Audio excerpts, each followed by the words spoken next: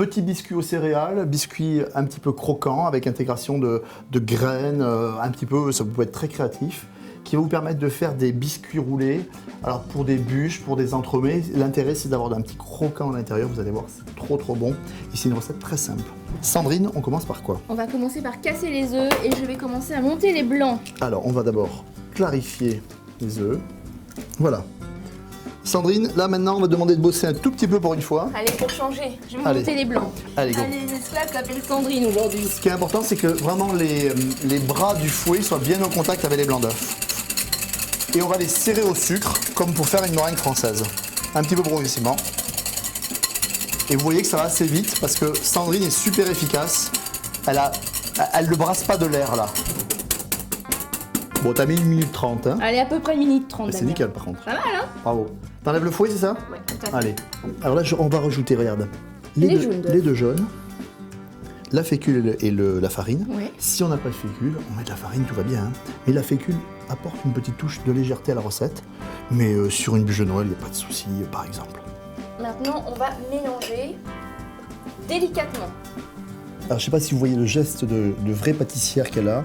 Elle va chercher au fond, elle rabat un petit peu au milieu. Et ici, on a quelque chose de très délicat, très Sandrine en fait. Là, tu as fait un mélange super mousseux qui est très beau.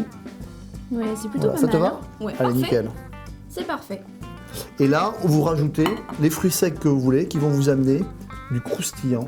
Alors vous pouvez mettre des petites noix, noisettes, un petit peu hachées, mondées ou pas, vous voyez, pour avoir quelque chose, un biscuit qui soit à la fois très moelleux et très crispy. Alors vas-y, tu mélanges.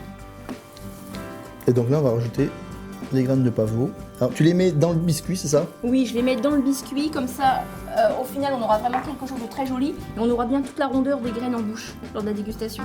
Ça va être sympa notre bûche de Noël. Hein. Ouais, ça va être très sympa. On va le mettre sur un papier de cuisson. Nous, on a un tapis silicone, mais vous, un papier, vous savez, de cuisson de tarte, etc. C'est juste impeccable.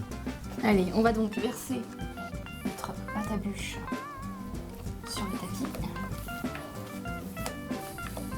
Et maintenant, on étale. Vas-y, je te laisse faire, Damien. Délicatement, Délicatement, sur à peu près une épaisseur d'un bon centimètre. très mousseux. Hein. Très mousseux, et t'essayes de faire un rectangle, qu'on puisse avoir une belle bûche au final.